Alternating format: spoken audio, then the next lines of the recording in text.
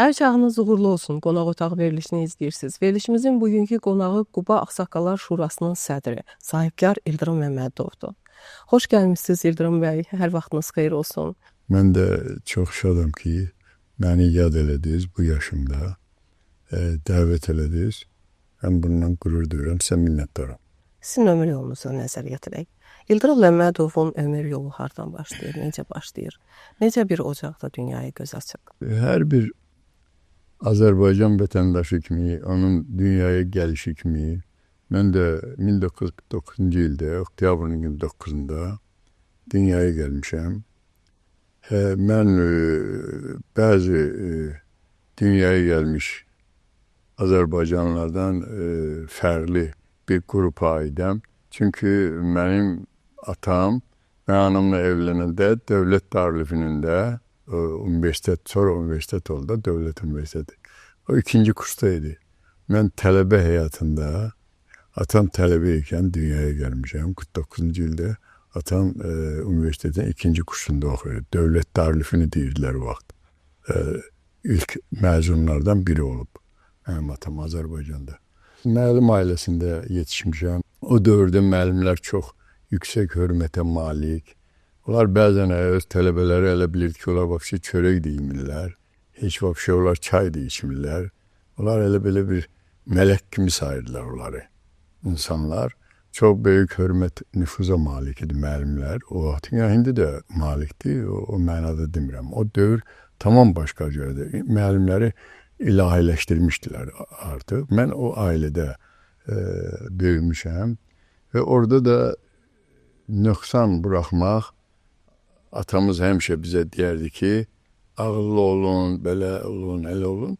Neyse, mən oxuyanda mənim atam, mən həmişə deyirəm ki, mənim atam olmayıb, çünki atam mənim müəllimim olub. Yəni, mənim atam həm mənim müəllimim olub, atalıqdan çox müəllimim olub. Ciddi tələb eləyirdi hər şeyi. İndi iki uşaq orada bir məktəbdə bir-birindən əl-ayaqla danışanda, birinci gəlib mənim qulağımla, çünki mənim xəbərim olmurdu. Tutub qulağımla mənə onların qabağında cəzalandırırdı ki, yəni özünüzü düz aparın da, sizin də qulağınızı dartaram. Yəni mən belə bir şəraitdə yetişmişəm. Mən sonradan başa düşmüşəm ki, mənim həyat tərzim çox qəliz olub. Beləliklə mən getdim sonra 1969-cu ildə mən Gəncə Kənd Təsərrüfat İnstitutuna verdim sənədlərimi. Mən təqdimatla getmişdim. Bu vaxt Seyid Kərimov idi, Qubanın birinci katibi. O təqdimatla getmişdim mən. Mən xüsusi komisiyanla tək imtahan götürdülər məndən otaqda. Məndə də bu həmişə mən bu doğruyam da, şey var da, güzəşt var da bizdə. İndi əni çox vaxt əhəmiyyət vermirəm. Hələ ağlıma nə gəldi, gəlmədi, eyni yerinə yazıram. Eyni yerinə açıq, qapalı gedirəm. Bundan da bir 5 dənədir, 3 dənədir səhv tutdular. Ana romanını verirlər mənə, sərbəst inşa. Yazdım, o əylərin işinə düşdüm, kestilər məni. Neyse, mən daha bir söz demədim, əl çəkmədim. Yəni getdim 68-ci dekabr aydı ne? Orada qiyabı vardı. Qiyabı. Mən oraya daxil oldum. 2 fizikadan 4, kimyadan 4, ədəbiyyat yazıldığında 3 aldım. Keçdim. Konkursdan keçdim. Hem de təqdimatla girmişdim də. Oxumağı sevən adam deyim. Ben istədiyim o elmə ki mən girdim, onu oxuyurdum. Mən universiteti qutardım müvəffəqiyyətlə. Mənim o qədər xərcim zadım çıxmırdı. Bir yeməyimə xərcim çıxırdı. Atam müəllim adam da mənə nə göndərirdi o dövrdə? 20 manat, nə bilim, 30 manat pul göndərirdi. Mən bölürdüm bunu. Məsələn, səhər-səhər bir bulkuna bir çay, günorta bir borç, o 50 qəpikə. Axşam da bir qatıq zad alırdıq belə bankada, nə bilim, orada o atı bu xirnilər modda deyildi, o Gəncədə idi ancaq. İndi onu xurma deyirlər, xirnik deyirdi biz ona. Bir iki dənə də ondan yiyirdim, belə yatırdıq. Belə bu minvalla biz o institutu belə başa vurduq. Həyatımız sonra keçdim mən qiyabı olduğum üçün məni əskər aparırdılar. Ərizə yazdım ki, mənə vaxt verin də, mən institutda oxuyuram. Neyse o məktub geç cavab gəldi. Nə oldu? Bir ayın vaxtı var axı onun. Mən getdim. Gedəndən sonra atam o şeyi mənə verilən möhləti qoyub konvertə göndərib deyirəm dayım, mən Azərbaycan sərhədindən çıxıb burada keçməz ki bu. Heç mən inanmazdım ki, mən qiyabı oxuyub mənə möhlət versinlər. Edəlim doğruydu. Dəqiq yanaşırlar insanların tələbinə, tələbatına. Məsələn, qiyabı oxuyana düşmür axı. Mənim xahişimi nəzərə alıb mənə möhlət verdilər institutlarına qədər. Amma mən artıq əskərlikdeydim. Onda da mən getdim əskərliyə gedəndə. Deməli biz təsadüfən getdik, Lugansk'a düşdük. Orada tank qoşunları. Azərbaycanlılara həmişə raboçi yazırlar da. Stroybat deyirlər ona. Orada yazırlar. Mən dedim ki, yox, mən ölərəm, gedmərəm. Deyirəm, yox, mən tanka gidirəm, heç pexoda da gedmirəm. Pexot da mənlik deyil. Mən çünki bu texnikaya həvəskar adamı deyim. Neyse öyle tələb elədim. Neyse bu komandirlər də baxdılar, verdiler mən orada tank qoşunlarına. Neyse orada Çernigov vilayetində tank qoşunlarında xidmətlədim. Sonra bizi göndərdilər Lugansk'a. Lugansk'da 2 ay tecrübe keçdik. Biz 3 nəfər idik. Biri Özbek, biri atası Azerbaycanlı, anası Bolgar, Mansur diyen idi, Bakıdan idi. O da 3. kurstaydı, Afini. Mən də hələ, o birisi Osman da, o da qiyabiçiydi. Üçümüz de alet edebilirler. 3 tane çasta verdiler. GMZ deyilen texnika. Tezədir. Hələ onun biz qabaqda o sürən yerini biz otururduk. Onu palatkanla əhatə eləyirlər, şəkil çəkməsini. Poligona gedirdik. Neyse bu öyle bir texnikaydı ki, onu 208 mina ona zapravka eləyirlər, protiv tankı. 10-15 dəqiqəyə yeri elə düzür ki, o heç nə bilinmir. O şahmatlı formada düzürlər.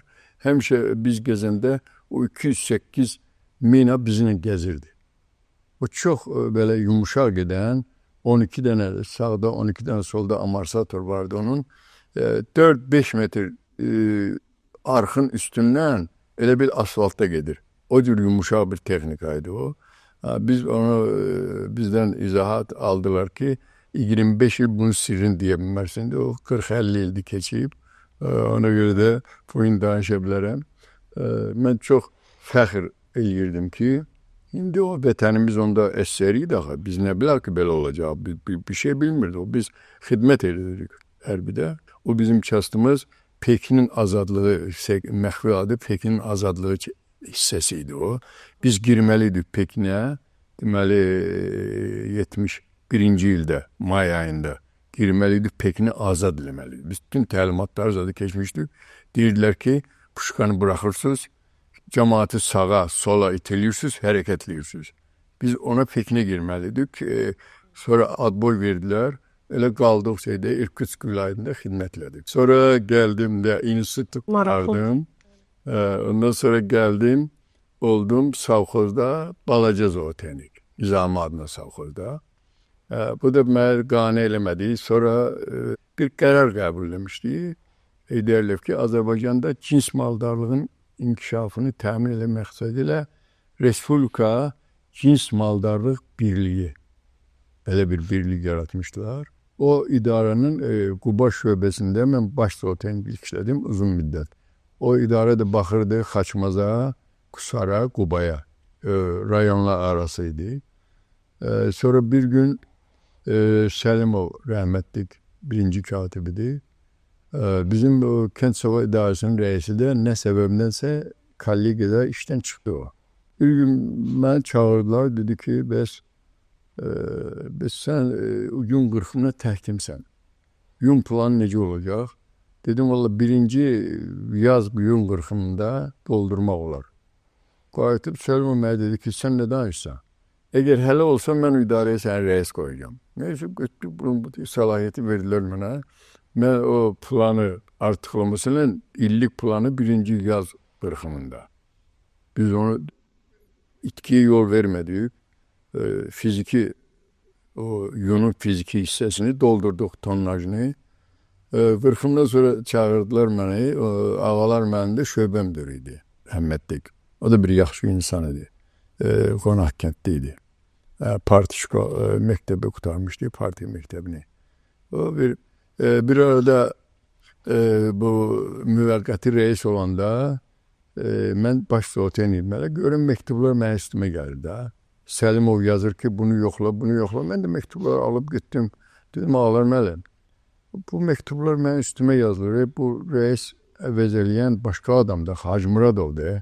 Onun üstünə yazın. Qayıtıb baxdı mənə belə. Dedim, ağıl öyrədirsən. Git sənə nə yazıblar, onu elə. Sən mənə sual verməyə gəlmişsən. Qayıtdım, çıxdım, gəldim. Neyse bir gün çağırdılar ki, o təqdimatı gətirin, verin. Səlimov dedi. Ağalar mənim gətirdi. Deyir, bilirsə hara göndəririk səni. Deyirəm, yox. Bilməsən yaxşıdır. Apar məktubu verərsən Kənd Təsərrüfatı Nazirinə. Səni qəbul edəcəklər orada. Sonra gidərsən prezident aparatına.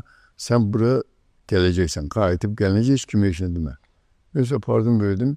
Səhər tezdən günün birində gəldim tez. Qapını açdırdım. Girdim reisin otağına. Bir de öyle ki bayarda kapını açmazdı biri. Dedim gel. O bizi reis əvəz eləyən. Girdi, baxdı kime oturmuşam, sesini çıxarmadı. Kıpkırmızı kızardı. Dedim yaş gidin uşaqlar deyin, yığışsınlar, gəlsinlər. Belə formada mən deməli birinci Kənd Təsərrüfatı İdarəsinin reisi oldum, cavan vaxtımda. Yəni Nazirliyə gedənə qədər yüksəlişdən, işdə yüksəlişdən xəbəriniz yox? Yox. Mənə dedilər ki, heç bilmir, bədbəxt hara göndərir o buna. Ne bileyim hara gönderler. Bapalı dedi gipar ver falan yere. Oradan da seni SK'dan da davet edecek edip orada qeydiyyatdan keçib gələrsən. Gördüm ki emir verdiler ki bəs bu. Burada Kənd Təsərrüfatı reisiyim hem de. Gözləyirdinizmi belə əmir? Yəni düzdür, sizə söz verilmişdi o vəzifə. Amma yəni gözləyirdinizmi? Eşidəndə hansı hisslər? Yox, gözləmirdim. İndi herkesin gençlikdir de, herkes istəyir inkişaf eləsin də. Yəni bu dəqiqə bizdə bu dilləri, məsələn, bəzən bizim də acığımız gəlir ki, 65 yaş oldu, 60. O mənada deyil. O Azərbaycanda gençliyə təkan vermək üçündür. Onu düzdür, bəzi ağsaqqallarını düz qiymətləndirmirlər. Bizim hələ işləyən vaxtımızdır. Onu yenə də işdədir, müqavilə ilə filanla o bir şey deyil. Ancaq ki o gençler belə olur da. Gençler çox aktiv olur ve gelecek kariyerası için çalışırlar ki yani kusursuz işlesinler bu adamlar. Şimdi ben yaşlı adamım da inciyirəm, oram ağrıyır, buram əşeyi, bir 30 saat 9'da olmasın 10'da giderəm, müdür de diyerek yaşlı adam da. Bu işin tempini azaldır axı. Ona göre biz bunu bir taraftan baxırıq ki 63 yaşta niye mesela bizi işten çıkarırlar falan. İşten çıkarmıyor. Genç orduda gençler var da. Siz gördünüz Azerbaycan ordusunda iştirak eden heveskar, genç, vətənsever oğlanlar neler elediler? Neler elediler? Çünkü o hiss elediler ki başlarının üstünde olan onların ali komandanı onun ne ter nebzi vurursa onlar da öz nebzlerini hele kurdular. Onu 60 ile vurursa bunlar da 60 ile gittiler. İnan başka şeydi. O boyda alovların, otların içinden bir nefer ferarı oldu mu? Azerbaycan'da belə bir şey eşitmişsiniz mi? Mətbuatda olub mu? Yaxud da hiç eşitmişsiniz mi? Yalanla, xəlvətdə olub mu belə söz? Olmayıb. Çünkü insanlar eyni mövqeyə hazır olanda onlar canlarından da geçirlər. Sizi hər zaman irəliyə aparan, yəni dediniz ya, gənclər daha enerjili olurlar, daha çox kariyeraları üçün çalışırlar. Sizi gənc yaşlarınızda irəli aparan, motivasiya edən nə olub? O dövrdə də, məsələn, köhnə dövrdə də biz görmüşük ki, atamız həmişə məsələn məktəb direktoru olub da, məktəb qulluğunda olub, ta dünyasını dəyişənə qədər. Baxırdıq ki, məsələn, mən öz atam görüm necə özünü aparırsa və mən o ictimaiyyət arasına çıxana qədər onunla özümü idarə etmişəm. Sonra getmişəm, mənim müəyyən müdürlərim olub da. Məsələn, mən savxozda işləmişəm, kiçik zootexnik. Mənim direktorum idi, Ağasiyev deyən Əlik kəndindəndir. O raykomda təlimatçı işləyir, sonra bizim savxoza gəldi. Onun idarə etmə üsulu çox ciddi və gözəl üsul idi. Mesela tikinti işine onun çok büyük hevesi olurdu, var idi. Onlar məndə o yaddaşımda qaldı. Sonra müəyyən məktəb direktorlarından, müəllimlərindən, mesela mənim müəllim Əlanur müəllim idi. Onun keçmişi atası Əfəndi olub, o dağ zonasında, Qonaqkənd zonasında. O mənim riyaziyyat müəllimidir. Ədəb ərkanı, bax, onlardan öyrəndim, davranış qaydalarını. Laçın müəllim vardı, ədəbiyyat müəllimi. Mən də Cimi kəndindəndir. Xobyar müəllim vardı, fizika müəllimi. Onlar örnək idi. Bizə onların oturuşları, duruşları, onların dövlət sevgiləri, onlardan biz bəhrələndik və sonra mən özüm də oxuyanda, mən demirəm, mən əylaçıydım, yox. Mən həqiqi də inanırdım ki, mən dünyada hər hansı bir qurumda birinci yerə çıxacağım. Bunu mən bilirdim. Sonra həqiqətən də mən heç ağlıma uşaq idim mən. Mən gəldim həqiqətən də o savxoza direktorda oldum. Sonra gəldim Kənd Səva Dərsdə rəis də oldum. Aqropromun sədri də oldum. Sonra Aqrar kompleks, Şahta Ağrı firma. Onun da general direktor oldum. Mən o qədər belə qürurla bu həyatım mənim üçün gözəldir ki, mən nə arzu eləmişəm, hamısını eləmişəm. Mən yaxşı arzulayırdım ki, dövlətimiz, mənim arzularımdan biri də olub, amma o da yerinə yetdi. Həmişə fikirləşirdim ki, ay Allah, nə vaxt kim gələcəksə bir qəhrəman ol, Azərbaycanın müstəqilliyi tam təmin olunacaq. Ermənilərdən biz hörmətdə dünyada üstün olacaq. Vallah billah, Allaha and olsun mənim ki arzum olub. Amma indi gəldim, gördüm ki, bax, o insan gəldi, o İlham Əliyev gəldi, Heydərlinin yolunu davam etdirdi. Mənə nə lazım idi? Müstəqil dövlət dünya çapında sözünü deyə bilmədi. Prezident lazım idi mənə, rəhbər lazım idi. O da var. Yenə də biraz sizi uşaqlığınıza qaytaracağam. Sizin ən çox həyatınızı şəkilləndirən, həyat dərsi verən həyatınızda hansı öğüd olub ki, uşaq vaxtından siz o öğüdü almısınız atanızdan, ananızdan, o öğüd sizin həmişə beyninizə sanki yazılıb. Daima o öğüdün ardınca gedirsiniz. Benim atam heç vaxt heç kəsə borclu qalmazdı. Məsələn, bir adam mən əskər gidəndə mənim cibimə 5 manat pul qoydusa, o gözləyirdi ya onun oğlu, nəvəsi onun cibinə 10 manat qoyardı. Yaxud da biri mənə bir yaxşılıq eləyibsə, onun uşağına 2 dəfə artıq yaxşılıq eləyərdi. Belə missiyanla biz böyüdük, öz atamın vəsiyyətlərini yerinə yetirə-yetirə. Mən heç kəsə pul atmağı bacarmıram. Pulu borc verirəm, onu da qaytarmağı bacarmıram. Baxın, uzun illərdir ki, sahibkar kimi fəaliyyət göstərirsiniz. Azərbaycanda Heyvandarlıq Assosiasiyasını təsis eləmişsiniz. Ümumiyyətlə, sahibkarlıq sahəsində demək olar ki, sizin bilmədiyiniz bir sahə yoxdur. Azərbaycanda bildiyimiz kimi hər sahəsi güclənir. İstər gənc sahibkarlara diqqət qayğı artır, onların sərbəst iş görmələrindən ötürü, kiçik orta biznes inkişafından ötürü çox işlər görünür Azərbaycanda. Sahibkarlığın hazırki durumu sizin nə qədər qane eləyir? Onlara hansı tövsiyələriniz var? Sahibkarlıq dövlətin sütunlarından biri deyil. Bu da Azərbaycanda hara gidirsən, biz cəmaatla görüşürük də, hamı iş axtarır. İşi axtarmaq lazım deyil, işi yaratmaq lazımdır. En azı sağlam, təhsilli bir gənc bir iş yeri yaratmalıdır. Özündən sonra 3-5 nəfər adam üçün iş yeri düzəltməlidir. Dövlət də ona əlbəttə qayğı göstərir və ona dövlət xüsusi proqramlarla kredit də verir, yardım da eləyir, yer də verir. Tek iş yeri var. İş yeri tələb eləmək dövlətdən. Bu kapitalizmdir. Dövlətdən iş yeri tələb elə bilmərsən. Amma dövlətə iş yeri açıb dövlətin işini rahatlaşdıra bilərsən. Baxın, söhbətimizin əvvəlində vurğuladınız ki, tələbəlik illərinizdə Heydər Əliyevin Azərbaycanda hakimiyyətə gəldiyi vaxta düşmüşdü. Və bu sizi daha çox motivasiya elədi. Və illər keçəcəkdi, öz 75 illiyinizdə Heydər Əliyev mükafatı alacaqdınız. Amma bundan əvvəl də tərəqqi ordeni ilə təltif olunmuşdunuz.